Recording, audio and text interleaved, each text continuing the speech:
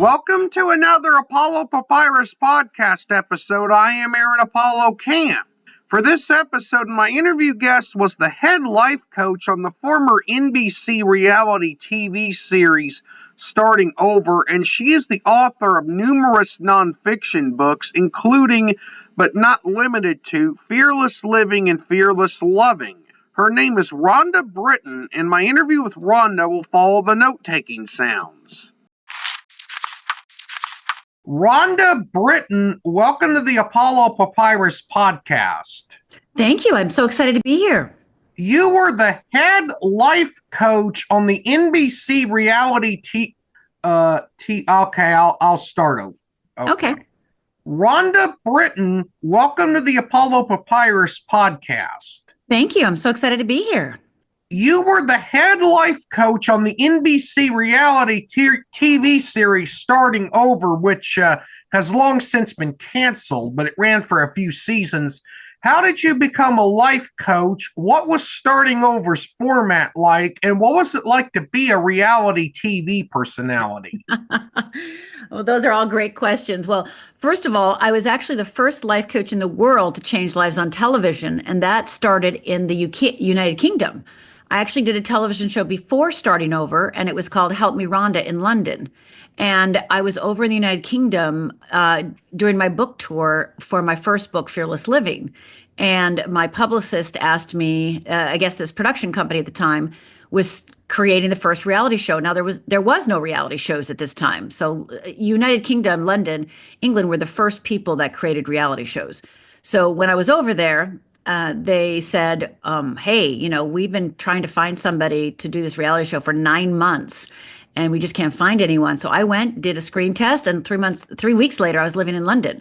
So I did that show for 2 years and did 2 seasons of Help Me Rhonda. And then when I was back home after the second season of that show, Starting Over was a casting. And at that time, I was actually the only person, period, in the world that had changed lives on television. So I was hired to do that. It lasted for 3 seasons. It did over 100. It was every day, Monday through Friday. So while I was on that show, I couldn't go to Target, get gas, or anywhere without being recognized. Because if you watch Starting Over, you love Starting Over. And if you didn't watch Starting Over, you know nothing about Starting Over. So Starting Over format was different than Help Me Rhonda. Help Me Rhonda was a 30-day change your life show. So I took somebody on day 1, put them through 30 days of work, and then at the end of 30 days, we'd have that reveal. Starting Over took 6 women, put them in a house, and they each had a goal, and their job was to achieve that goal with my support. And some women stayed in the house for 3 weeks, some stayed in 16 weeks. Depends how long it took you to reach your goal. And then you graduated, and then another woman took your place. So we had about 22 to 25 women a year go through that experience. And it was truly transformational. It was also the first show of its kind, of course. And it also was the beginning of the coaching phenomena, what we know now, because Starting Over was the first time people actually saw what life coaching was. So I like to say that I popularized the idea of life coaching on that show each and every day. Your most successful book, and you've referenced it in your response to my initial question, is titled Fearless Living. Without spoiling too much about Fearless Living, what is it about? Well, it's to help you master fear. And the thing that we need to address right off the top is most people don't even know they're afraid. Most people don't know they're afraid. They don't know that they have fears. Instead, they think they have problems. And these problems are, overwhelm, procrastination, people pleasing, complaining, manipulating, judging, comparing, complaining, feeling entitled, disappointed, et cetera, et cetera. And these problems are actually what I call fear responses. So most people, like I said, don't think of themselves as afraid or scared. They think of there's something wrong with me, I'm broken. And they point to these things that I call fear responses. So you don't get overwhelmed unless you have a fear underneath. You don't complain without a fear underneath. You don't people please or procrastinate without a fear underneath. So people are focused on the symptoms of their fear, what I call fear responses, instead of the fear itself. And so I created a model called the Wheel of Fear, and of course the antidote, the Wheel of Freedom, so people could see fear for what it is, understand how their neurobiology works, understand how fear actually shows up in their everyday life. And fearless living takes you through that process so you can identify your Wheel of Fear and Wheel of Freedom. And it also has 7 chapters of tools. So you learn how to work with your fear busters and fear junkies. You understand what to do instead of complain. You know how to start empowering yourself and having more confidence. So it's 10 chapters packed full of tools and guidance so that you can actually become who you're meant to be in this world and live the life your soul intended. What does living fearlessly mean to you?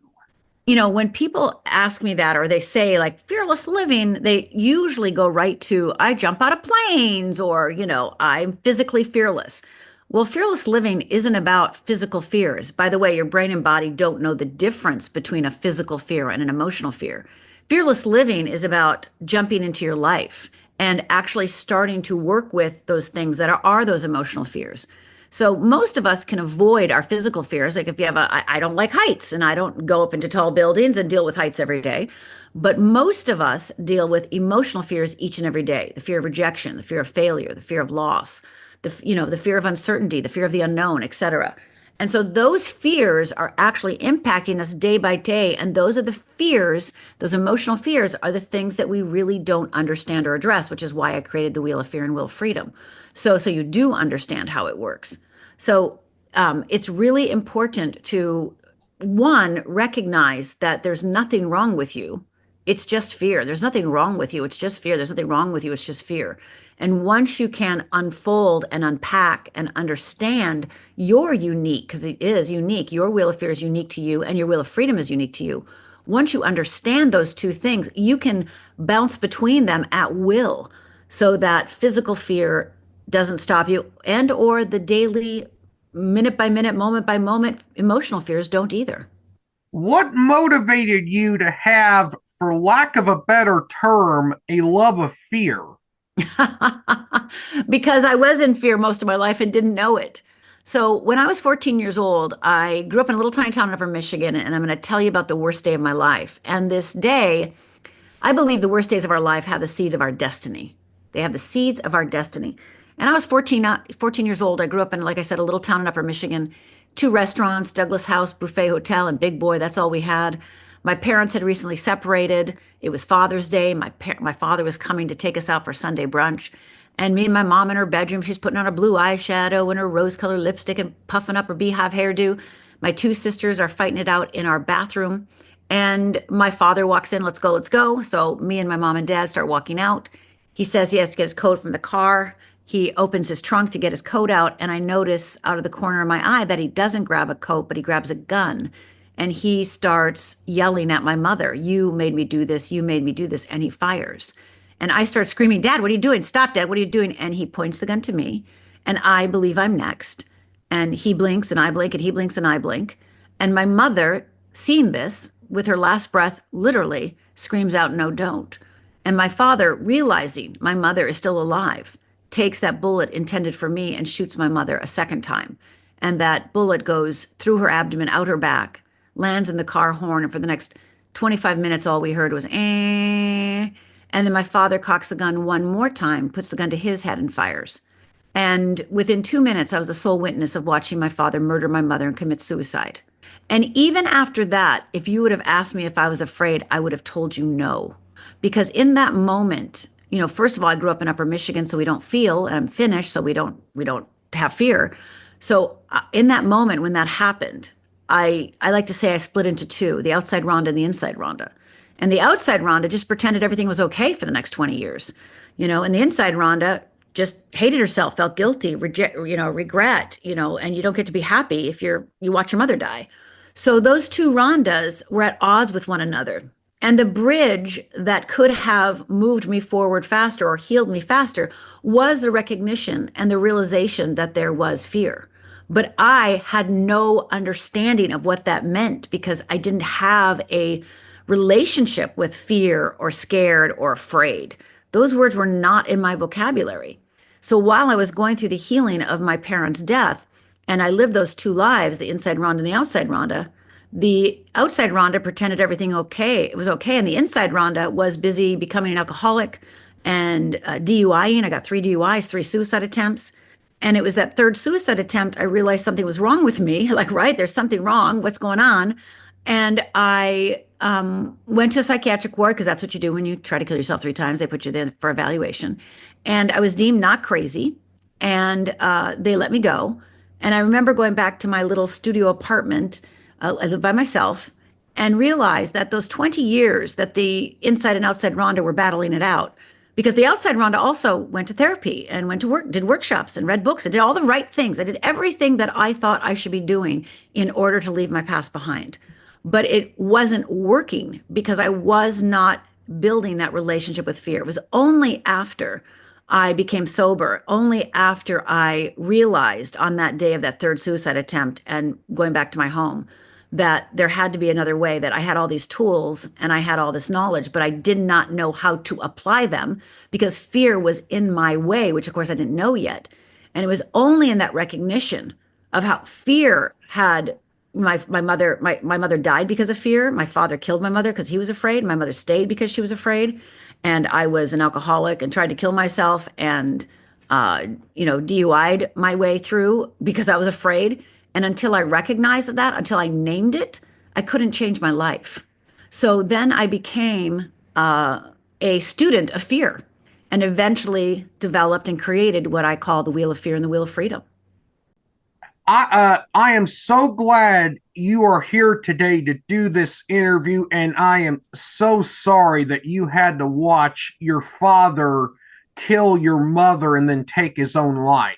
Yes, that was horrible. And I'm so glad I'm here now. I'm going to ask a bit of a follow-up question. Sure.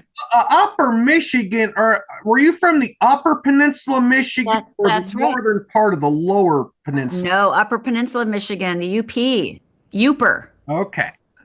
My next question is about 3 of your other books, and they are called Fearless Loving, Change Your Life in 30 Days, and Do I Look Fat in This? Mm-hmm. Without spoiling too much about those 3 books, what are each of them about?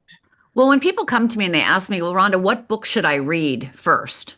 And I always answer this way. One, if you want to understand how fear works and you want to find your wheel of fear and will of freedom, definitely read Fearless Living. If you are a coach or a therapist or somebody who really likes tools and wants more tools in your toolkit, read Change Your Life in 30 Days. Because Change Your Life in 30 Days is a tool a day. Every single day, I give you something that you can do in order to transform your life.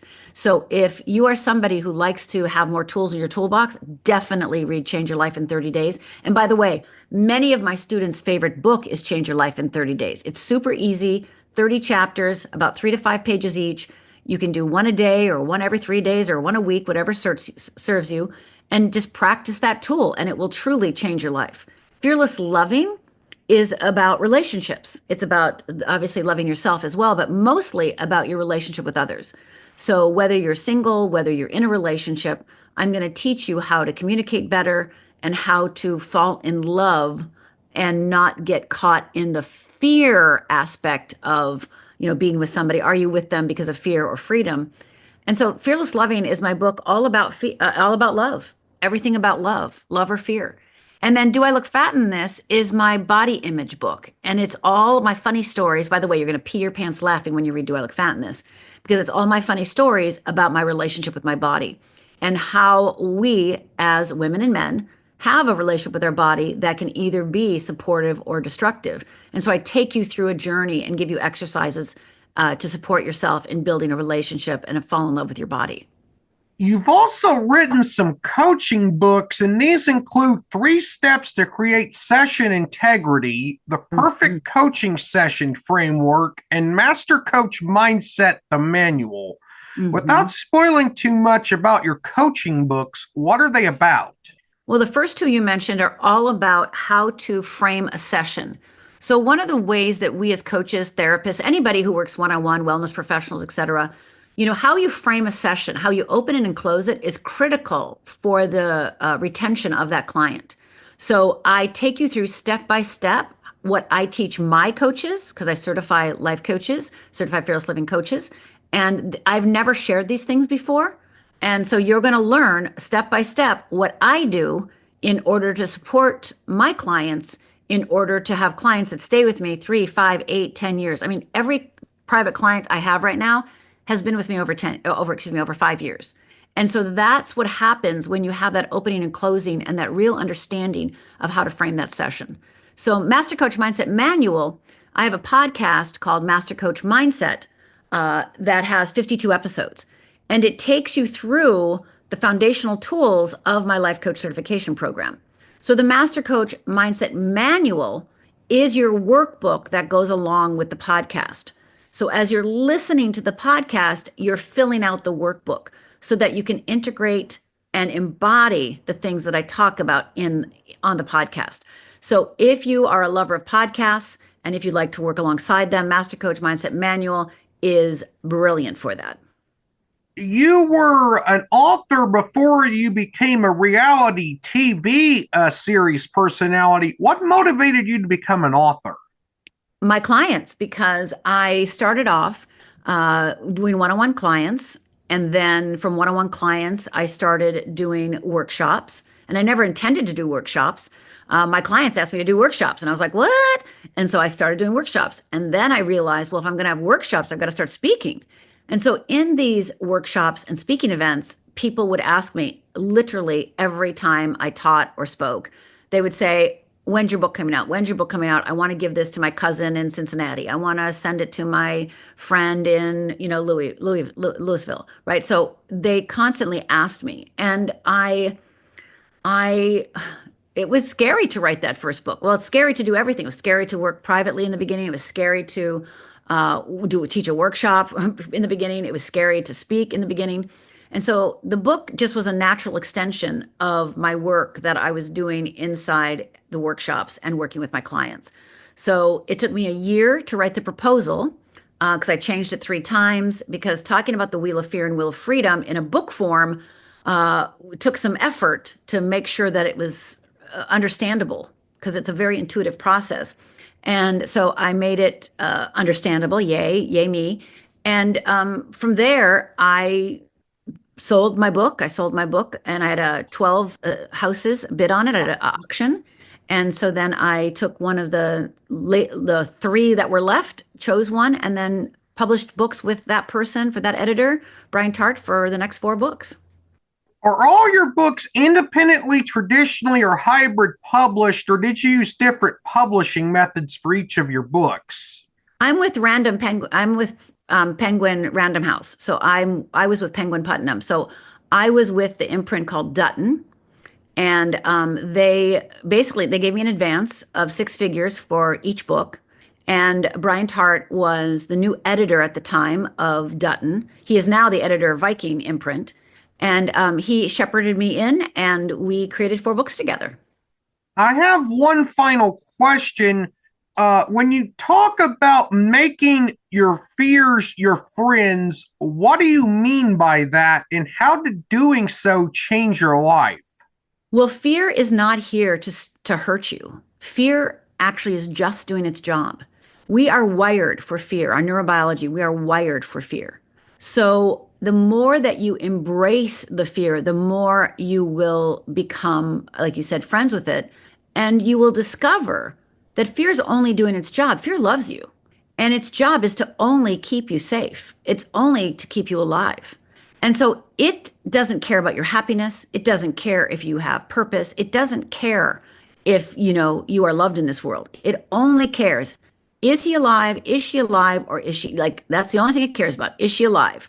And whatever it did up to the moment, right now, because you and I are alive, fear goes, oh, I've done such a good job keeping her alive.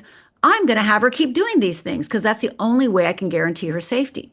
Because fear does not want you to live in the unknown. And that's why one of my favorite quotes that I say from me is, freedom equals your capacity to live in the unknown. So freedom equals your capacity to live in the unknown. Your ability to live in the unknown equals the level of freedom you have. So that is what my passion is, what I support people in doing, and what I want people to recognize that they can truly live the life their soul intended. Truly.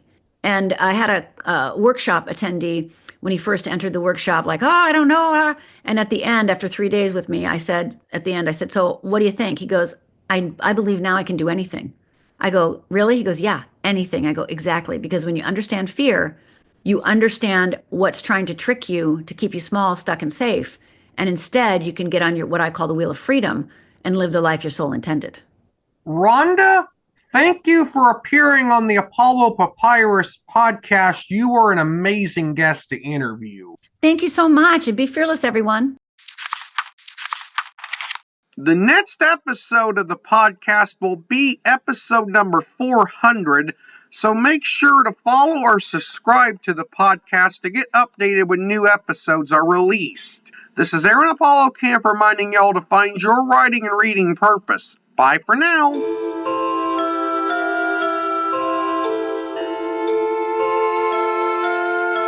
Copyright 2025, Aaron Apollo Camp, all rights reserved. This podcast episode is intended for the private listening of our audience. Any reuse or retransmission of this podcast episode without the express written consent of the podcast host is prohibited except under fair use guidelines. Royalty-free music and sound effects obtained from https://www.zapsplat.com.